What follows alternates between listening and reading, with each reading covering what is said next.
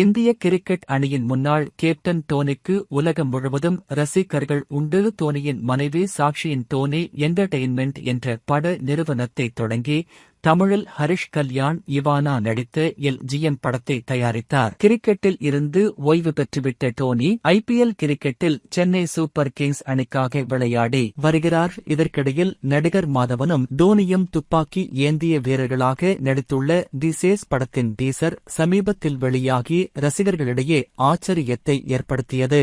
ஆனால் இது ஒரு விளம்பரத்துக்கான ட்ரெய்லர் தான் என்றும் ஆவணப்படமாக இருக்கலாம் என்றும் விவாதம் எழுந்துள்ளது. இதனால் டோனி நடிகராக களமிறங்குகிறாரா என்ற கேள்வி எழுந்திருக்கிறது. ஆனால் நிச்சயம் பாலிவுட் சினிமாவில் டோனி கால்பதிக்கத்தான் போகிறார் என்று தகவல்கள் வெளியாகியிருக்கிறது. வசன் பாலா இயக்கும் இந்த புதிய படத்தின் அடுத்த கட்ட அப்டேட் விரைவில் வெளியாகும் எனவும் எதிர்பார்க்கப்படுகிறது. இது டோனி ரசிகர்களுக்கு உற்சாகத்தை ஏற்படுத்தியுள்ளது.